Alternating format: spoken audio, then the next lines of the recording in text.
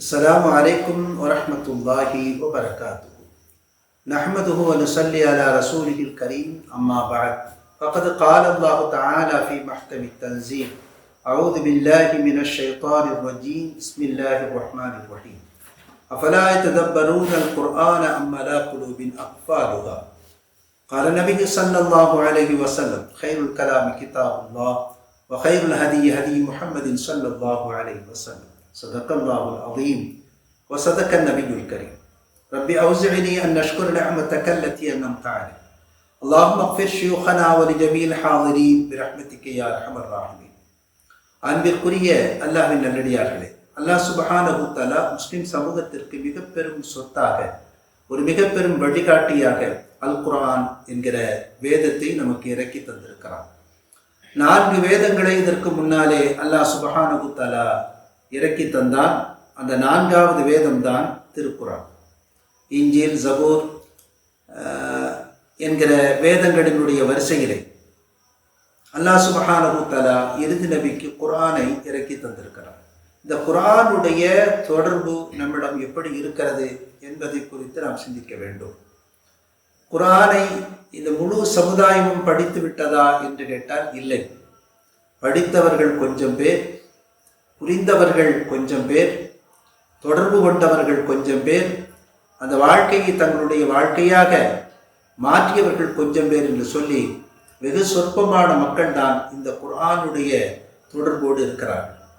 ஹஜ்ரத் Umar Farooq ரலியல்லாஹு அன்ஹு அவர்கள் குர்ஆனுடைய ஞானம் பெற்றவர்களைத்தான் தன்னுடைய அரசவையிலே சேர்க்கக்கூடியவர்களாக இருந்தார்கள். குர்ஆன் என்னதான் அரபி மொழியிலே இறங்கியிருந்தாலும் சஹாபாக்கள் சமயங்களில் அதை புரிந்து கொள்ள தவறுகிற போது நபியிடத்திலே அவர்கள் அதற்கான விளக்கத்தை கேட்டிருக்கிறார்கள் என்று பார்க்க முடிகிறது. அரபு மக்களை பொறுத்த வரையிலே திருக்குர்ஆனுடைய மொழி அவர்களுக்கு தெரியும். நபியோடு அவர்கள் இருந்திருக்கிறார்கள். திருக்குர்ஆன் இறங்குவதை நேரடியாக கண்டிருக்கிறார். இவ்வளவு தன்மைகள் இருந்தும் கூட சில வசனங்களுக்கான விளக்கங்கள் அவர்களுக்கு சரியாக கிடைக்காத போது நபியிடத்தில் தான் கேட்டு தெரிந்திருக்கிறார்கள். குர்ஆன் சில வசனங்கள் மூடலாக இருக்கும், மொத்தமாக இருக்கும். அதை பிரித்து காட்டக்கூடிய விஷயமாக நபி ஸல்லல்லாஹு அலைஹி வஸல்லம் சுன்னத்துக்கள், ஹதீஸ்கள் இருக்கும், இமாம்களுடைய விளக்கம் இருக்கும். நேரடியாக திருக்குர்ஆனை அணுக முற்பட்டால் பல்வேறு சிக்கல்கள் தோன்றிவிடும். திருக்குர்ஆனுக்கு விளக்கம் சொல்வதற்கு குறைந்தபட்சம் 16 கலைகளை தெரிந்திருக்க வேண்டும் என்று இமாம்கள் கட்டளை இடுகிறார்கள். 16 கலைகள்: இலக்கணம், இலக்கியம், அப்புறம் மாற்றப்பட்ட வசனங்கள், மாற்றப்படாத வசனங்கள், வசனங்கள் மட்டும் இருக்கிறது, சட்டம் இல்லை, சட்டம் இருக்கிறது, வசனங்கள் இல்லை, இறங்கிய காலகட்டம், அதனுடைய பின்னணி, யாருக்காக இறங்கியது, இது போன்ற பல்வேறு கலைகளை உள்ளடக்கிய 16 விஷயங்களை தெரிந்தால்தான் திருக்குர்ஆனுக்கு விளக்கம் சொல்ல வேண்டும் என்று இமாம்கள் சொல்லுகிறார்கள். திருக்குர்ஆனுடைய சில வசனங்கள் நேரடியாக புரிந்து கொள்ள முடியாது. உதாரணமாக வஅலல்லதீன யுதீகூனஹு ஃபித்யத்துன் என்று அல்லாஹ் சுப்ஹானஹு தஆலா சொல்கிறார். யாருக்கு நோன்பு இருக்க சக்தி இருக்கிறதோ அவர்கள் நஷ்டஈடு வழங்கிக் கொள்ளட்டும் என்று சொல்கிறார். ஆனால் விஷயம் அப்படி அல்ல. அது ஆரம்பத்தில் இருந்தது. அதற்கு பிறகு நோன்பு இருக்க சக்தி இல்லாதவர், வஅலல்லதீன லா யுதீகூனஹு, சக்தி அல்லாதவர், சக்தி பெறாதவர், அதற்கான ஈட்டு தொகைக்கு கொடுக்க வேண்டும் என்கிற திருத்தத்தை நபிகள் நாயகம் ஸல்லல்லாஹு அலைஹி வஸல்லம் அவர்கள் சொல்லித் தருகிறார். இப்படி இருக்கும் பட்சத்திலே நமக்கு தோன்றிய கருத்துக்களை, விளக்கங்களை திருக்குர்ஆனுக்கு கொடுக்கலாமா என்று கேட்டால் நிச்சயமாக கொடுக்கக்கூடாது. சரி, அபூபக்கர் சித்திக் ரலியல்லாஹு அன்ஹு சமுதாயத்தில் அவர்களுக்கு எவ்வளவு பெரிய இடம் இருக்கிறது என்று நமக்கு தெரியும். அவருடைய ஈமானை ஒரு தட்டிலும், உலக மக்கள் நம்பிக்கையாளருடைய ஈமானை மறுதட்டிலும் வைத்தால் அபூபக்கர் சித்திக் ரலியல்லாஹு அன்ஹுடைய ஈமான் தான் கனமுள்ளதாக, வலுவானதாக இருக்கும் என்று நாம் படித்திருக்கிறோம். அந்த அளவிற்கு அதீத நம்பிக்கை. அவர்கள் திருக்குர்ஆனுக்கு விளக்கம் சொல்ல சொன்னால், நான் தவறாக விளக்கம் சொல்லிவிட்டால் என்னை எந்த மண் காப்பாற்றும், எந்த ஆகாயம் என்னை காப்பாற்றும் என்று அவர்கள் சொல்லுவார்கள். அதே மாதிரி சயீத் பின் அல் முஸஅப் ரலியல்லாஹு அன்ஹு என்கிற ஒரு மிக பெரும் அறிஞர், நபித்தோழர் சயீத் பின் முஸஅப் ரலியல்லாஹு அன்ஹு, அவர்களிடத்திலே ஹலால் ஹராமை பற்றி கேட்டால் தெளிவாக சொல்வார்கள். எது மார்க்கத்திலே அனுமதிக்கப்பட்டது, எது மார்க்கத்திலே அனுமதிக்கப்படாதது என்பதை எல்லாம் கேட்டால் தெளிவாக சொல்வார். ஆனால் ஒரு வசனத்திற்கான விளக்கத்தை கேட்டால் காதுகளிலேயே விழாததை போல அவர்கள் போய்விடுவார்கள் என்று அவரை சார்ந்த சஹாபாக்கள் தோழர்கள் சொல்கிறார்கள். ஏன் இந்த பேணுதல், எதற்காக இந்த முன்னெச்சரிக்கை நடவடிக்கை என்று சொன்னால், திருக்குரானுக்கு தவறாக அர்த்தம் சொல்லிவிட்டால் அது மிகப்பெரிய பாவமாகிவிடும் என்று பெரியவர்களெல்லாம் ஒதுங்கி போயிருக்கிறார்கள். திருக்குரானுடைய தொடர்பு நமக்கு எப்படி இருக்க வேண்டும் என்றால், அதை சிந்தித்து அதனுடைய விஷயங்களை நம்முடைய வாழ்க்கையிலே கொண்டு வருவதற்காக இருக்க வேண்டும். அப்பலா ததப்பரூனல் குர்ஆன், இந்த வேதத்தை நீங்கள் சிந்திக்க மாட்டீர்களா என்று திருக்குரானிலே 10 இடங்களிலே அல்லாஹ் சுப்ஹானஹு வ தஆலா கேட்கிறார். கண்ணை மூடிக்கொண்டு நம்புவதுதான் ஈமான்.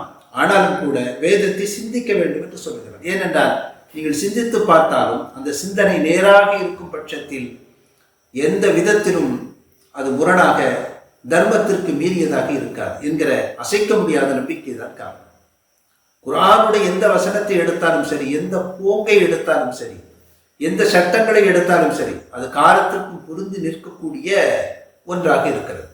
எனவே குர்ஆன் நம்முடைய வாழ்க்கையிலே அதை முதலாவது படிக்க வேண்டும். பிறகு கொஞ்சம் வாய்ப்பு கிடைத்தால் பாராயணம் செய்ய வேண்டும், மனப்பாடம் செய்ய வேண்டும். பிறகு அதனுடைய ஹுக்கூமாத்துகள், சட்டங்களை புரிந்து கொள்ள வேண்டும். ஹலால் ஹராமை பேண வேண்டும். பிறகு அதை பரப்ப வேண்டும், விளங்க வேண்டும், சிந்திக்க வேண்டும். அதிலிருந்து கிடைக்கக்கூடிய கருத்துக்களை நம்முடைய வாழ்க்கையிலே கொண்டு வர வேண்டும்.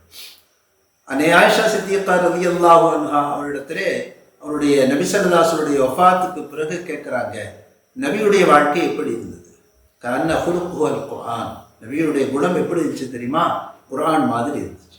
குர்ஆன் என்ன சொல்லுகிறதோ அதை அதனுடைய மாடலாக, ரோல் மாடலாக நபிகள் நாயகம் ஸல்லல்லாஹு அலைஹி வஸல்லம் இருந்தாங்க. நபியுடைய வாழ்க்கை தான் குர்ஆன், குர்ஆனுடைய வார்த்தை தான் நபியுடைய வாழ்க்கை என்று பிரிக்க முடியாத அளவிற்கு அந்த குர்ஆனுக்கு விளக்கமாகவே நபி ஸல்லல்லாஹு அலைஹி வஸல்லம் வாழ்ந்து காட்டினார்கள். எண்ணற்ற கட்டளைகள் இருக்கிறது. அவ்வளவையும் ஒரு தனி மனிதன் பின்பற்ற முடியுமா என்றால் அது சந்தேகம்தான். ஆனால் பின்பற்றுவதற்கு சாத்தியமான பல்வேறு விஷயங்கள் இருக்கிறது. அந்த விஷயங்களை தினமும் திருக்குர்ஆனை படித்து பொருளுணர்ந்து அவற்றுடைய கட்டளைகளை பின்பற்ற வேண்டும். ஹலால் ஹராம் என்பது ரொம்ப முக்கியமானது.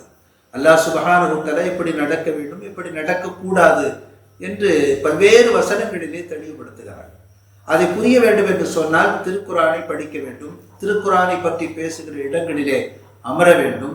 அந்த கருத்துக்களை கேட்க வேண்டும். அதனுடைய சட்டங்களை உள்வாங்கிக் கொள்ள வேண்டும். அதன் பிரகாரம் நடக்க வேண்டும். அதுதான் நமக்கு இடப்பட்ட கட்டளை.